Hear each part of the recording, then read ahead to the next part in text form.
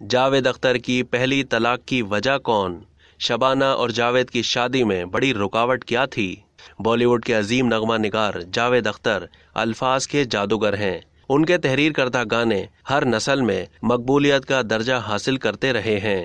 کیا آپ جاوید اختر کی ازدواجی زندگی کے اس پہلو سے واقف ہیں جب انہوں نے پہلی شادی اپنی عمر سے 10 سال کم ہنی نامی خاتون سے کی تھی، لیکن جاوید اختر کی پہلی شادی طلاق پر ختم ہوئی؟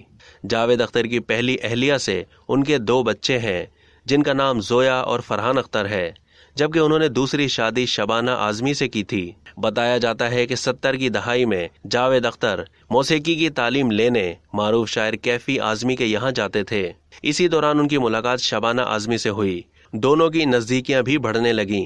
اس کی اطلاع جب ان کی پہلی بیوی ہنی کو ہوئی تو دھیرے دھیرے جاوید اختر اور ان کے رشتے میں دراڑ آنے لگی، اور پھر جاوید اختر نے آخرکار طلاق لینے کا فیصلہ کیا۔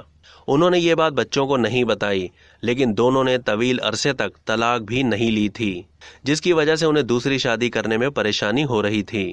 آخرکار 1984 میں دونوں نے طلاق کا فیصلہ کر لیا، اگرچہ شبانہ اعظمی کے والد کیفی اعظمی اس شادی کے لیے تیار نہیں تھے۔ کیفی اعظمی کو لگتا تھا کہ ان کی بیٹی کی وجہ سے جاوید اور ہنی کا رشتہ ٹوٹ گیا ہے۔ وہ یہ بھی نہیں چاہتے تھے کہ ان کی بیٹی شادی شدہ آدمی سے شادی کرے، تاہم بعد ازاں انہوں نے اس کی اجازت دے دی تھی۔ اب تک کے لیے اتنا ہی۔ مزید معلومات کے لیے ڈیلی جنگ کے یوٹیوب چینل کو سبسکرائب کرنا نہ بھولیے، اور فیس بک کے پیج کو بھی لائک کرنا نہ بھولیے۔